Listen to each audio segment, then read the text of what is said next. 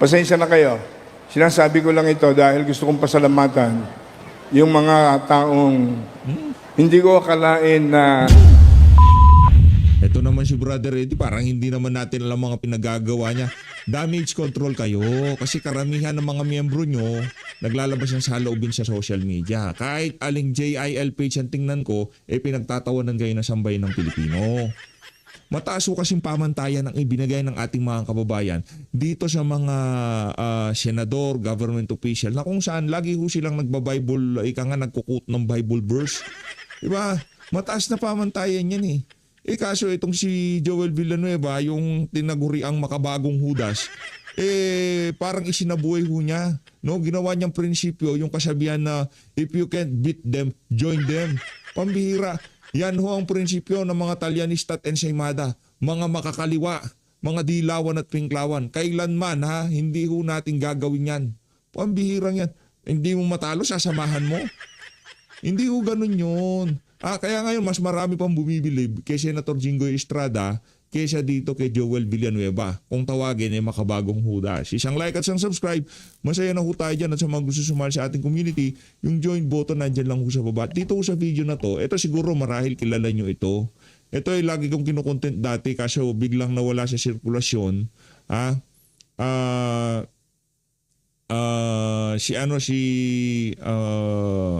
Kalimutan kong pangalan nitong si Mami. Basta lagi ito, DDS ito.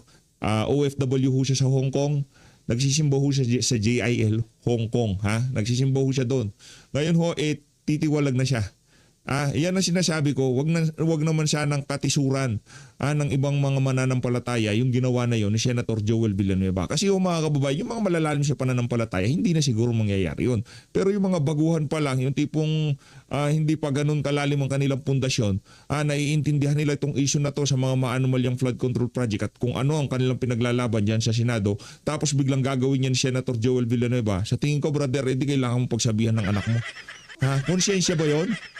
Yung ginawa niya na yun, konsensya yun? Pakinggan nun natin to si Brother Eddie, damage control ho sila. pasensya na kayo. Sinasabi ko lang ito dahil gusto kong pasalamatan yung mga taong hindi ko akalain na maninindigan sa katotohanan at katarungan. Si Senator Ronald Bato at saka si Senator Robin Padilla. Naku po, ano yan? Para saan? Ba't mo pasasalamatan? Iniwan nga ng anak mo eh. Di ba? Iniwan nga ng anak mo. Ba't papasalamatan? Nanindigan sila, hindi nila sinamahan yung mga magnanakaw ng maleta. Balita ko, pang-10 ka daw sa pinakamalaking pondo dyan sa House of Representatives. Congratulations sa Sibak Party List, di ba? Pambirang yan, Sibak Party List, 10 billion. 10 billion ba? Teka lang, tingnan natin. Ayaw natin magkamali. Dahil tayo dito sa PH Update, tayo natin nagkakamali.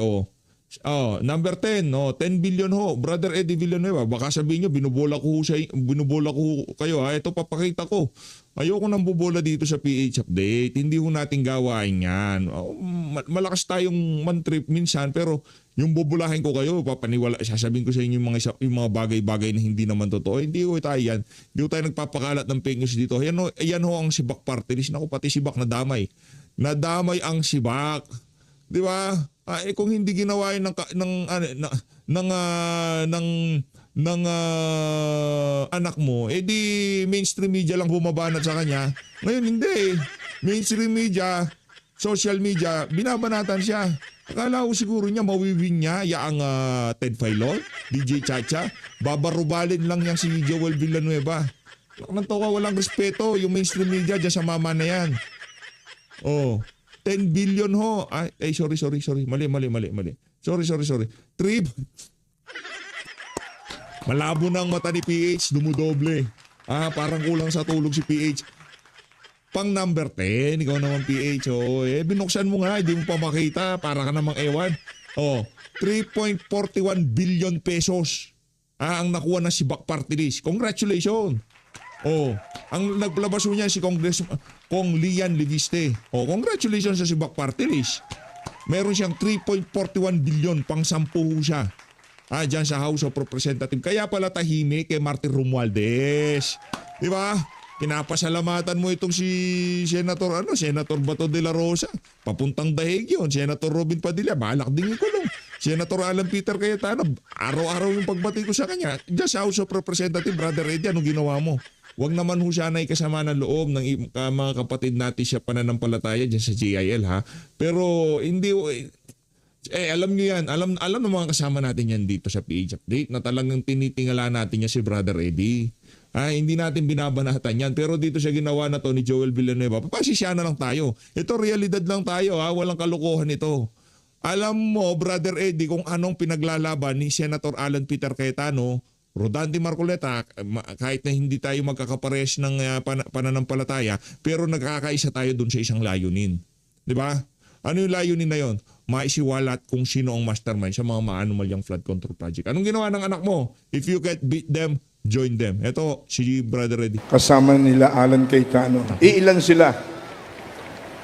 Tungkulin kong give honor to him, honor is due. Bulahan ho yan. Ito naman ho yung tagpo, siguro hindi niyo na napanood dito kasi ito ho yung tagpo. Salamat kay kay Brother Jimmy Bondok. Kung di ako nagkakamali kaparehas natin ng pananampalataya si Brother Jimmy Bondok, ha. Kung di ako nagkakamali, Kristiyano din yan si Brother Jimmy. Shout out kay Attorney Jimmy. Palakpakan natin. Napakahusay na abogado, napakamaprinsipyo at may paninindigan talaga. Yan ang senador ko sa susunod na eleksyon. Yan. Nag-uusap nga kami ni Commander, sabi ko. Kasi siyempre hindi mo naman maiwasan, di ba? Nakukwento mo rin yan. Ako kasi as much as possible pagka labas ng dito sa mga ginagawa natin reaction video. Paglabas natin, gusto natin ma-repress yung utang natin kasi pagbalik natin, ganun na naman eh. Diba? Pero dito sa isa na to, sinabi ko, kung ako si Joel Bill, magpapakulong ako. Papakulong na lang ako. At least, masasabi ko sa sarili ko, kahit ikulong nila ako, alam nila ang katotohanan. Alam na sambayan ng Pilipino. At marami sa ating mga kababayan, ang imbis na babatikusin ako, ipagtatanggol ako dito sa isa na to. Pero itong ating Joel Villanueva, iba hong ruta ang kanyang tinahak. O ito, panoorin nyo. Ito ho ang pagbulong ni makabagong Judas na Joel Villanueva dito kay Senator Rodante Marcoleta. I love natin yan si Sendante. Ito. Di man nagsalita si Sendante, pambihira. Di man nagsalita si Sendante. Di man niya pinansin eh. Kita ko sa sa bibig ko. Hindi man nagsalita si Sendante. Masakit, Brad. Iba yung ginawa mo eh. Yung pagsasama-sama nitong sila Tuta Soto, Mig Zubiri, meron silang isang layunin. At yung layunin na yun, hindi Nobel. Hindi yung nakakarangal. Yung tipong, yung pagsasama-sama nila, ano bang dahilan ng pagsasama-sama ng majority ngayon? Para mapagtakpan yung mga magnanakaw sa Malacanang. Ano ba yung inyong pinaglalaban nung kayo nasa majority, Senator Joel? Pasensya na lang. Kung ako ito diretso ho mga kababayan. Magpapakulong ho siguro ako. Tatahakin ko yung tinahak ni Jingo Estrada. Sabihin nyo ng tanga, mahina o kung ano pa man. Pero ang alam ko lang dito, deep inside of my heart, I know na ginagawa ko ang tamang bagay. Sabihin na nila na magnanakaw ako, nag-kickback ako. Pero alam ko sa sarili ko at alam ng Panginoong Diyos na hindi ko ginawa yan. Ikamuhian na nila ako lahat. Pero sisiguraduhin ko dito, susundin ko yung path na usalan, linakaran ng mga maprinsipyo. Nagpakulong sila, nagpakamartir sila. Hindi nila pinili yung convenience kagaya nitong makabagong Judas na Joel Villanueva. Masyado ka na naman. Ito na si Bay, siyempre, alangan naman PH, ka lang bumalagbag dyan. Alangan naman si Bay, di ba balagbag? Wala pa muna natin sa Bay. Banatan mo na ba? Idol natin si Bay. Naisip ko lang bakit ang bilis bumigay ni Judas Villanueva? Naku po, yan sinasabi ko eh. Di ba? Sinasabi ko eh. Hindi bumabanat ng ganyan si Idol Bay eh. Di ba? Masakit kasi yung pamantayan na ibinigay alam ko natin yan, kapares natin ng pananampalataya. Kristiyano yan si Bay, no? Yung pamantayan ni iba eh. Iba yun eh. Hindi yan kagaya ni si Cheese given na yan. Patato mo lang kilay niya, bibigay na yan. Tapatan mo lang ng maleta yan, okay na yan. Pero itong Joel Villanueva, Kasi iba ho pagka meron kayong ika nga Panginoon. Pagka inyong pinaglilingkuran, hindi yung mga taong nakapaligid sa inyo, kundi yung Panginoong Diyos na nasa langit. Diba? Yun eh. Yung ika nga, yung pagka kasi yun ang inuna mo, lahat magsusunod-sunod na yan. Pagka yun yung sinundan mong prinsipyo, diba? Sabihin mo totoo, gawin mo ang tama. Kaso hindi ginawa ni Joel Villanueva. Kaya ngayon, siya ang kung tawagin ay makabagong Judas. Si Tama ba? Jinggoy, pinressure din naman. Kung Oo, iisipin mo nga, dapat ang mabilis bumigay si Jinggoy. Bakit? Kasi dati na po siyang nakulong, alam niya na yung hirap ng nasa kulungan. So dapat mas mabilis na bumigay si Jinggoy kesa kay Villanueva. Bakit na si Villanueva? Ang bilis bumigay. Anong dahilan? Meron pa nga si Villanuevang mga support group dahil may kongregasyon siya at may tatay siyang pastor. Bishop pa nga, di ba? Pero bakit kaya ang bilis niyang bumigay? Hindi kaya dahil may katotohanan yung isasampang kaso sa kanya? Backlash, matindi-tindi hong backlash. Ako, nalulungkot ako sa pinagdadaanan ngayon ng JIL. Sa totoo lang ha, pag nakikita ko, lahat ng post, JIL Caloocan, JIL Manila, JIL Pampanga, JIL Baguio, wala ko tayong nakikitang comment kung hindi about doon siya ginawa ni Joel Villanueva. Ngayon, yung buong kongregasyon, yung buong simbahan ay kinakaladkad dito sa dito sa politika na kung saan ang nagbenepisyo lamang yung kanyang pangsariling interest. Sa tingin niyo ba, ito tanong ko lang ha, hindi naman tanga ang mga miyembro ng JIL. Ang dami nang nakulong.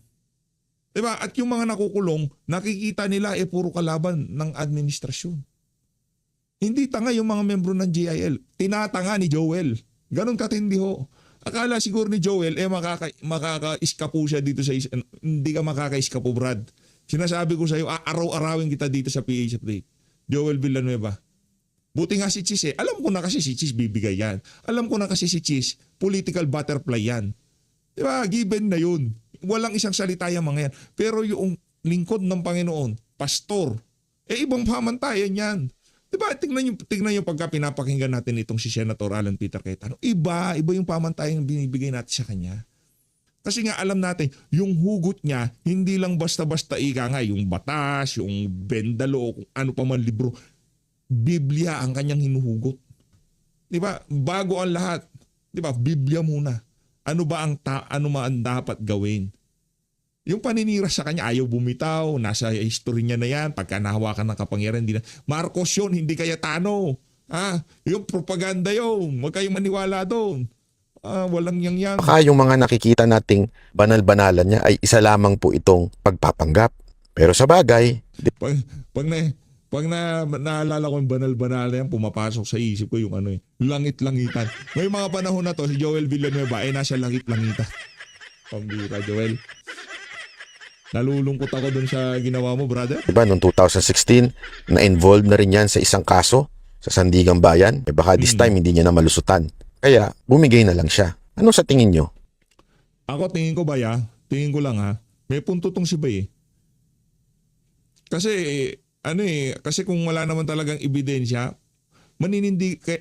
sa tingin ko maninindigan siya kagaya nito si Senator Jinggoy Estrada Ngayon, feeling ko mas kawatan pa itong si Joel Villanueva kaysa dito kay Sen Jinggoy. Si Sen Jinggoy may kasaysayan. Pero ako naniniwala na alam na niya meron siyang kasaysayan, hindi niya nauulitin yan. Easy target kasi siya dito. Silang dalawa nitong si Bong. Di ba? Bong Revilla. Easy target po sila dito. Ngayon, itong isa, inakala niya na sa panig niya na yan sa alyansa ng mga maletagang, mananalo pa siya sa mga susunod na eleksyon. Nagkakamali si Joel. Hindi mangyayari ho yan. Hindi tayo makakalimot dito sa isa na to. Hindi natin makakalimutan yan. Paano naman PH kung halimbawa yung verdict niya kay BP Sara not guilty? Anong magiging tayo mo kay Joel Villanueva? Kung doon sa ika nga napakatinding backlash, kaya niyang kumampi sa mga magnanakaw ng maleta at na kakaladkad sa iskandalo ng mga manumalyang flight control. Wala na humas titindi dito sa backlash na inahaharap niya ngayong mga panahon na to dahil mismong simbahan ng JIL o Joel Junior is Lord. Di ba? Siya na hong nakakalad ka dito. Wala na hindi dito. Yung ika nga, yung kay VP Sara, ano na lang yun. Merienda niya na lang yun kung guilty yung verdict niya kay VP. Kasama sa deal. Alam nga naman, mag-i-impeachment na, lilipat ka na nga. Pag-uusapan na yan, horse trading na kung tawagin dyan. Lilipat ka sa amin, magmamajority ka. Hindi lang basta-basta majority gagawin mo, ha? Makakala mo tapos na tayo sa quorum, hindi yan. Makakala mo tapos na tayo kay Jingget sila, hindi tayo tapos yan. Malinaw na pagkasumali ka sa amin, guilty ka kay Sara Duterte. Kayo naman, wag naman, mas magagaling naman ho kayo dyan. Diba, ako yung community natin dito, naniniwala akong talagang na nila yan, basa na nila yan. Papunta pa lang itong mga maletagang na to, pabalik na tayo. Kaya alam na natin kung anong pinaplano nila dyan sa impeachment na yan. At kung sakaling ma-impeach si VP Sara, ha? Worst case scenario, hindi pa rin sila ligtas. Kaya nga charter change ang talagang talang itinutulak nila ngayong mga panahon na to kasi yun lang talaga makakasalba sa kanila. Pag nagka-election, talo ho sila kahit anong gawin nila. Talo. Sa maniwala ko kayo sa hindi. Talo ho sila kahit si George hindi ho niya kaya. Hindi ho niya kayang kontrolin yung magiging butuhan. Hindi ho kayang manipulahin yung merong consolidation server. Ayusin muna doon yung mga bago pumasok doon sa main server. Walang ganun. Hindi kakayan, puputok yung mga makina. Dito tayo. Ito DDS ho itong si ma'am. Lagi ho natin pinapanood ito Kaso nawala lang siya sa sirkulasyon. Di ko alam kung bakit. Ito siya, Kata Leia. Ma'am Kata Leia. Si Ma'am Kata Leia. Si Ma'am Leia. Hindi ako nagkakamali. OFW ho siya mula sa Hong Kong. No? At nagsisimba ho siya sa GIL. No? Viral ho siya ngayon sa mundo ng social media, no. Madam, wag lang ho tayong wag ho nating ikatisuran yang ginawa na yan itong si Senator Joel Villanueva. Manatili tayo sa ating pananampalataya, no. Hindi ko inikayat na lumipat kayo ng charts o kung ano pa man, no. Ano lang yan, walang perfectong charts. Meron at merong issue yan. Kahit saan tayo magpunta, walang perfectong bahay. Okay? Ngayon kung talaga meron kang lilipatan, wala namang problema. Pero hindi ko ini-encourage, no? Kasi kahit saan tayo magpuntang simbahan, merong problema yan. Panalangin na lang ho natin. Ano ba si P? Pag hindi na alam gagawin, mananda lang. Lord, please. Diba? Makapangyarihan ho yan. Yan ang isa sa ika nga subok na yan. Proven and tested na ho natin yung panalangin na yan. Walang hindi nakukuha sa panalangin. Panalangin ho natin. At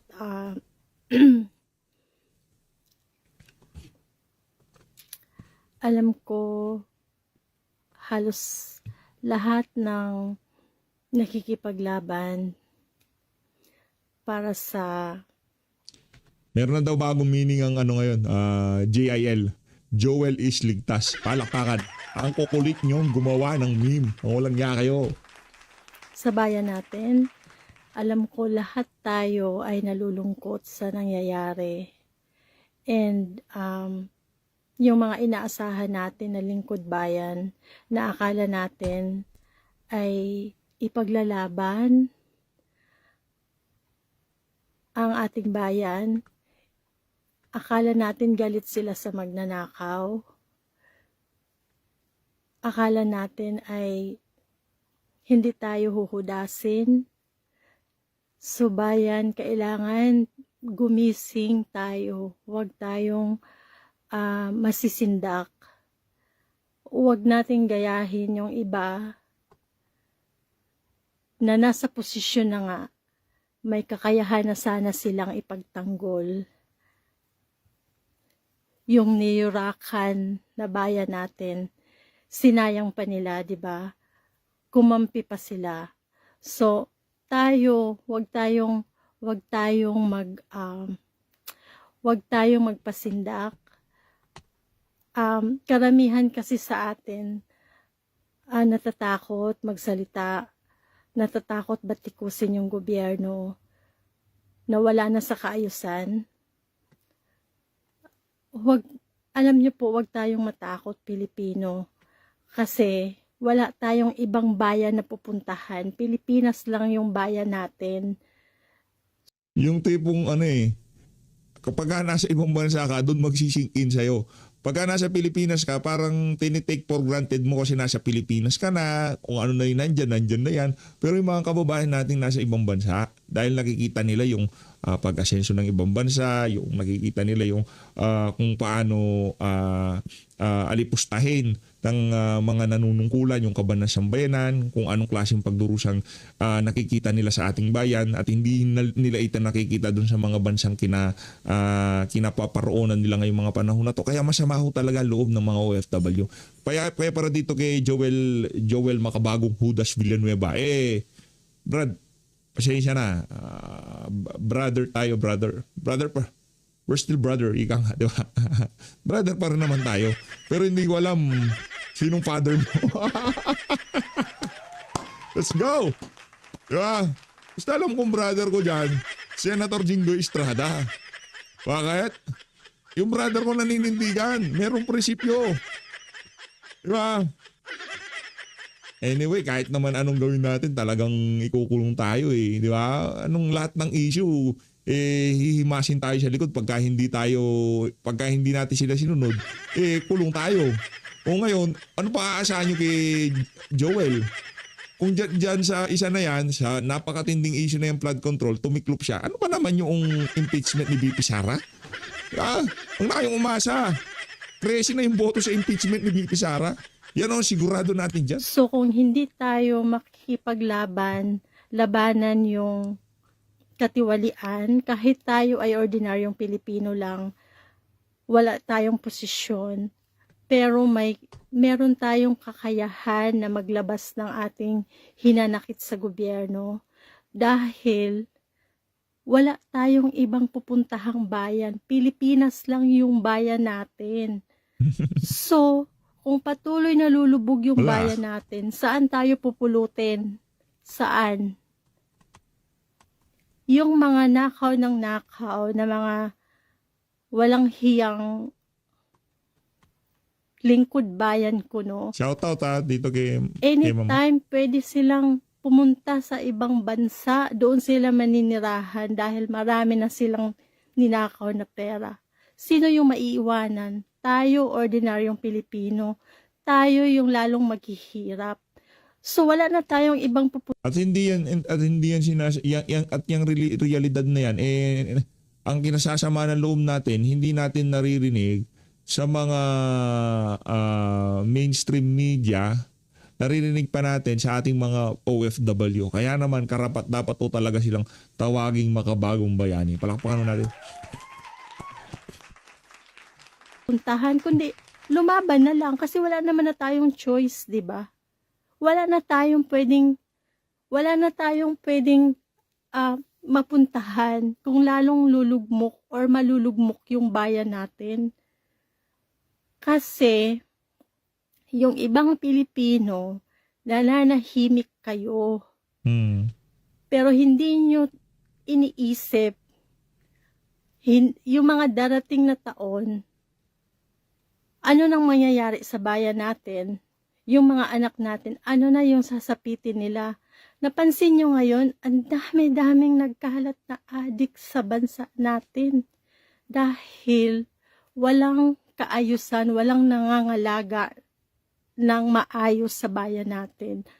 So kung hindi pa tayo magsasalita, patuloy lang tayong mananahimik, anong kahihinat na ng bayan natin? Kaya sila, yung mga walang hiyang mga korap na yan, kaya sila patuloy na nagnakaw, patuloy silang umaabuso sa kanilang kapangyarihan kasi nga hindi tayo nagpakita ng galit. Ilan lang, hindi tayo nagpakita ng galit sa kanila. Nananahimik tayo kasi wala naman daw mangyayari. Hindi, yung bawat boses natin, pag pinagsama-sama, may mapupuntahan din. Huwag nating gayahin yung ibang lingkod bayan na nasa posisyon na nga sila.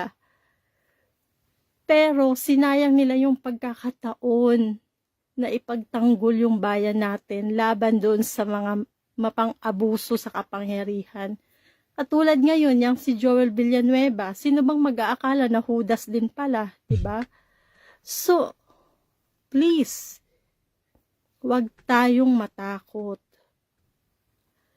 Ang dami nagsasabi sa akin na mahina daw yung pananampalataya ko kasi daw lumipat daw ako umalis daw ako ng JIL. Naku po!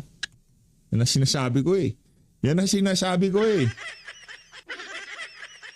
At tayo naniniwala, tayo ay naniniwala, mas dadami pa ho yan. Masakit eh. Ako, ayoko sila lumipat. Ayoko rin matisod yung mga bago-baguhan sa yung mga kung tawagin baby Christian, no? Ayaw natin silang matisod dahil ika nga nasa tamang landas na kayo. Nangyari, makabagong Judas yung pastor nyo, marami namang pastor na nagkakamali, di ba? Pero wag natin tingnan yun, tingnan natin yung ating pananampalataya. Wala ho tayong wag ko kayong umalis, wag ko kayong lumipat. Basta kunin nyo na lang lahat na maganda, yung pangit.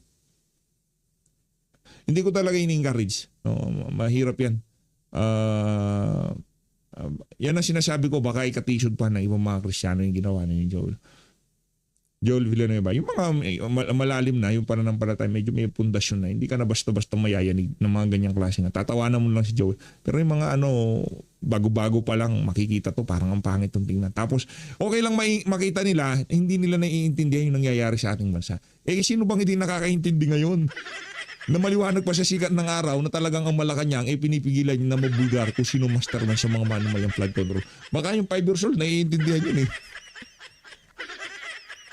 Sabihin ko sa inyo, ano ba yung pakiramdam nyo kung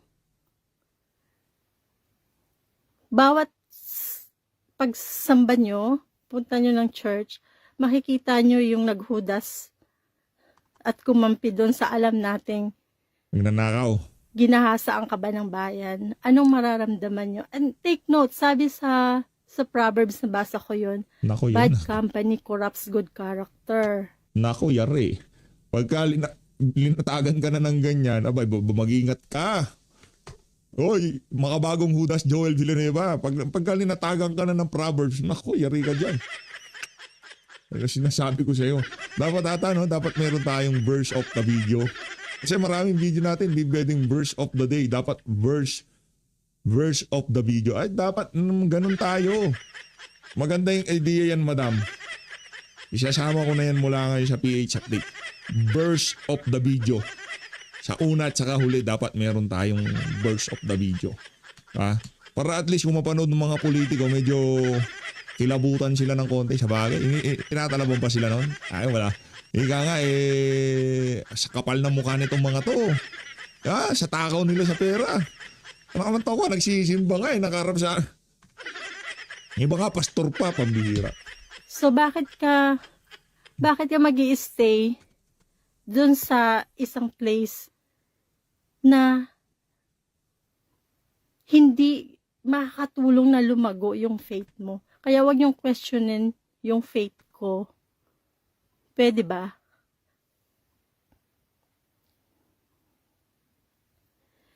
And, di ba, nakakadismaya kasi, yun nga, halimbawa ko sa inyo si Senator Joel Villanueva. Andun na siya sa posisyon niya.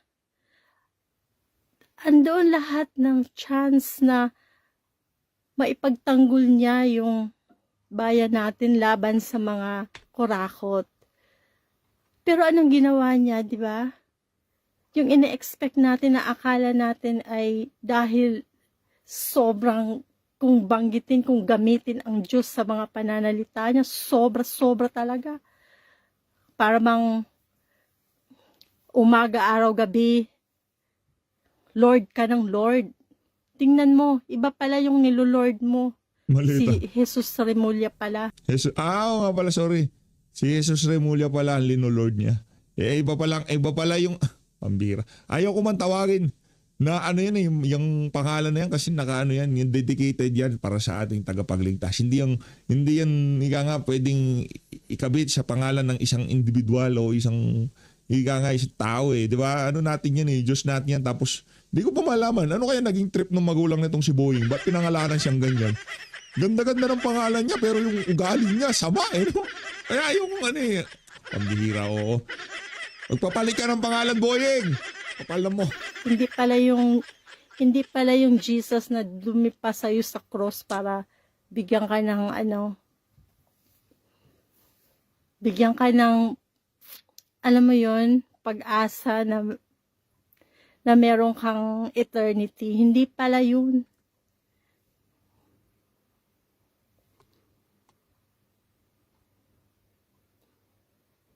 Di ba?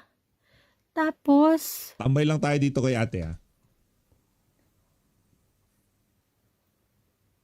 yes, nakalagay sa Bible, fix your eyes unto Jesus because He is the perfecter of our faith.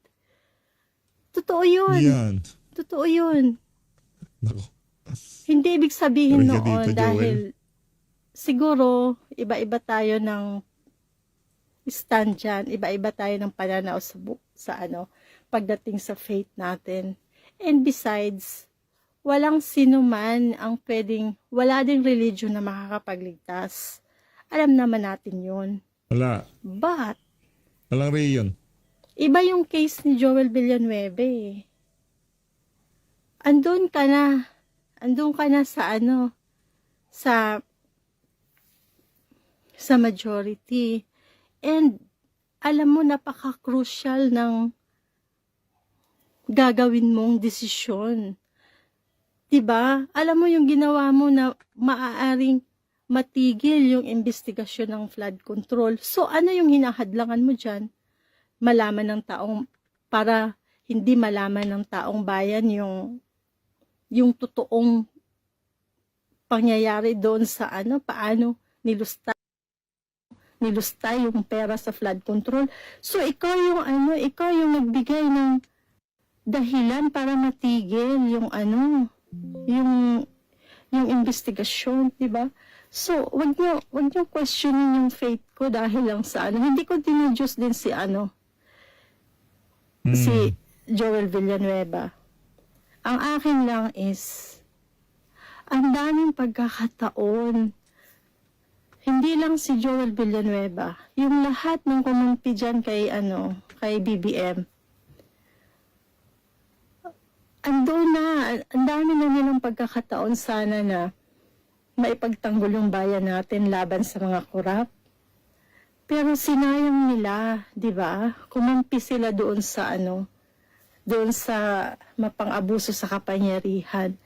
Tapos tayo bilang Pilipino, wala naman na tayong pwedeng gawin, 'di ba? Kung mananahimik tayo, sinong apektado? Yung mga anak natin, yung mga susunod na henerasyon na Pilipino. And saan ka ba pupunta? Pilipinas lang naman yung uuwian mong bayan. May iba ka pa bang bansa? Mayaman ka ba na pwede kang lumipad kahit saan ang bansa at tumira ka doon? Wala, di ba? So, tayo lang, Pilipino, ang pwede mag-ingat sa bansa natin, ang magtanggol sa bansa natin, laban dito sa mga kurap. So, kaya ako nagtataka, bakit yung iba takot na takot kay adik, na bangag na presidente, bakit natakot kayo? Diba? Dapat matakot kayo sa Diyos dahil siya yung makapangyarihan sa lahat hindi yung adik. Pera lang at kapangyarihan ang meron siya. Tayo, may pananampalataya tayo, may Diyos tayo na pinaniniwalaan na kaya tayong iligtas, makawala tayo dyan sa demonyong presidente. Totoo lang,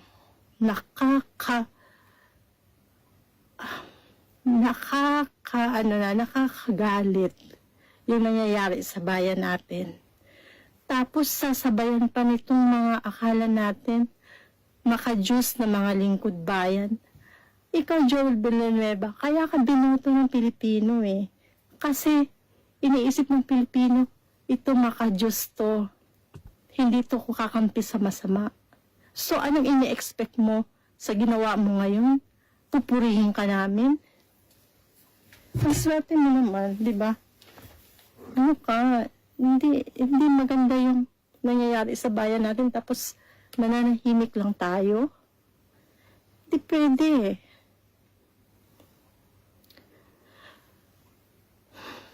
Pasensya na, hindi ko mabasa ng isa-isa yung mga comment nyo kasi sobrang bilis ng pag-pop up.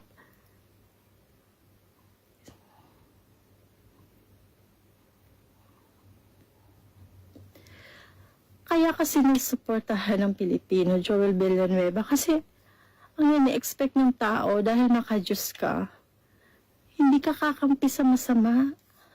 Andun na nga, bakit ka kumampi doon sa minority na nakita ng publiko kung gaano sila nagsumikap para hadlangan yung investigasyon ng flood control. So bakit ka doon? Bakit ka tumawid? So ano yung motibo mo? Bakit ka tumawid? 'Di ba? So expect mo na talagang mararamdaman mo yung galit ng Tumawid siya ma'am kasi dahil sa GIL. Kasi yung bagong kahulugan ng GIL ngayon Joel is ligtas. taong bayan sa'yo. Diba? Ako po I was baptized 1999 sa GIL. Nabaptize ako sa Bulacan 1999. And hindi ako nagpapalit ng church. Saan ako magpunta, hinahanap ko yung GIL. Kasi, na-feel ko yung parang at home ka, yung ganun.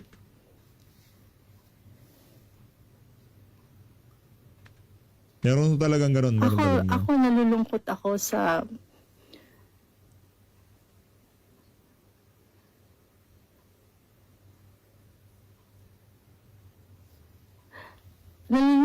sa desisyon ni Senator Joel Villanueva. Nakakalungkot at nakakabigla. Dahil sino bang mag-akala? Andun ka na sa majority, bakit tumawid ka pa? Di ba? And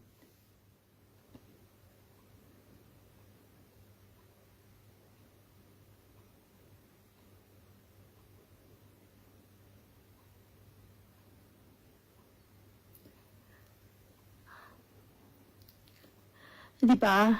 So, nakakalungkot. Hi Roxanne, thank you for watching. Di ba? Nakakalungkot dahil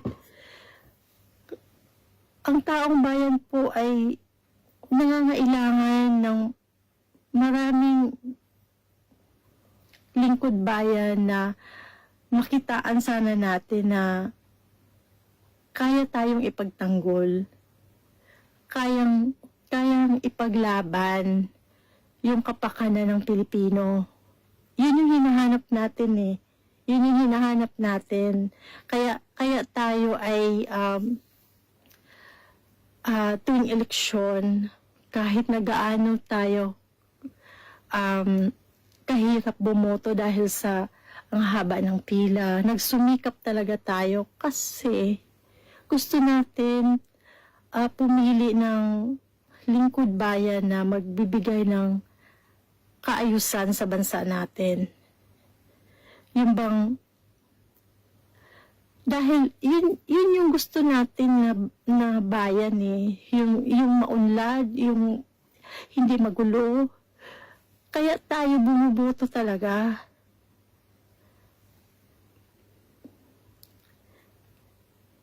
Pero, yun nga, kaya, ang daming nagbe-message sa akin na,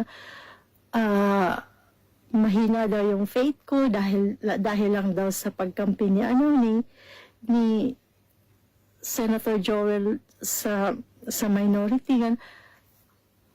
For God's sake, yung ginawa ni Senator Joel Villanueva, alam mo yun, katraidoran yun. Hindi lang yung tinraidor niya yung kasama niya, tinraidor niya yung bayan na naghahangad ng accountability. Tinraidor niya ang bawat Pilipino na naghahangad ng investigasyon, ng hustisya, paano nilusta yung flood control. So dahil kumampi siya doon, syempre magpapalit ng liderato. And pag nagpapalit ng liderato, alam naman natin yan, public knowledge yan, na pwedeng pipiliin na lang nila yung mga cases na pwede nilang pag-usapan sa hearing. Pwede na nilang i-abolish yung flood control. Hearing, di ba? So, sino yung pinaasa ni Joel Villanueva? Ang taong bayan na para bang sinisafe niya lang yung sarili niya. Di ba? So, anong ibig sabihin nun? Di ba? So, ako talaga, hinihikayat ko yung mga kapwa ko Pilipino na huwag tayong mapagod. Kasi kung mapagod tayo, manunood na lang tayo dito sa mga korap na lustayin yung pera ng bayan, and manunood na lang tayo kung paano mabaon sa utang ang Pilipinas. Manunood na lang tayo sa mga balita kung sino-sino yung mga na hold up, kung sino-sino yung mga biktima ng addict. So, ganun na lang ba? Manunood na lang tayo? Hahayaan natin? Ganun ba ang Pilipino? So, parang sinabi na rin natin na wala na tayong pagmamahal sa bayan natin. Hindi po to usapin ng Duterte, hindi ito usapin ng Duterte laban sa Marcos, Duterte laban sa Hindi na yun ang usapin. Usapin to ng kalagayan ng bansa natin. Imulat nyo yung mga mata nyo, tingnan nyo yung paligid, na pag-iiwanan na tayo. Sobra-sobra. Yung mga bansa dati, na akala natin, na kinakahabagan pa nga natin, na ang hirap ng bansa ngayon. Look, mas progressive pa sila sa atin.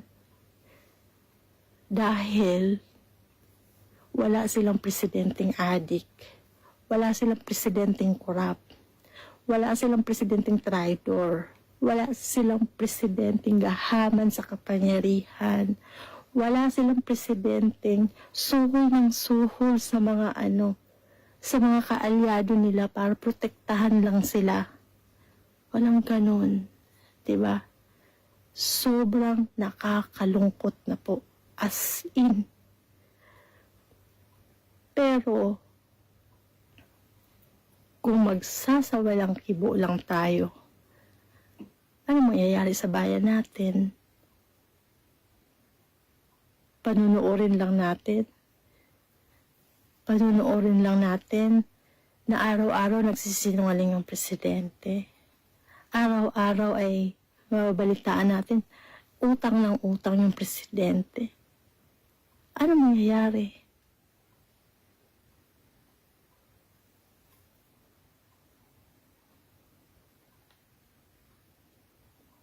Diba? Hindi po to yung dahil lang sa desisyon ni Senator Joel Villanueva, may may umalis na sa sa GIL. Naintindihan niyo ba kung ano yung ginawa ni Senator Joel Villanueva? Kung gaano ka walang hiya yung desisyon na ginawa niya? Naintindihan niyo ba yung mga bumabatikos na bakit?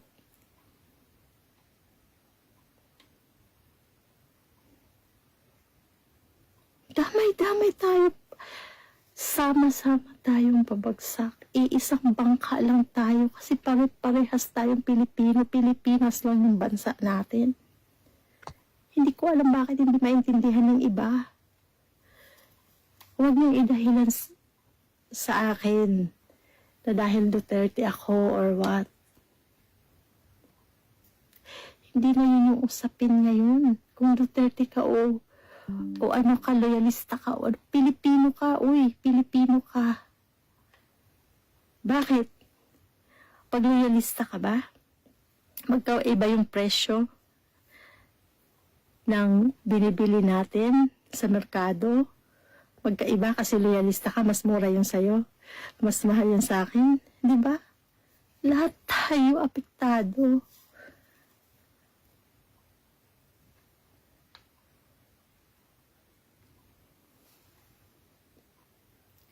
Ito. Basahin ko.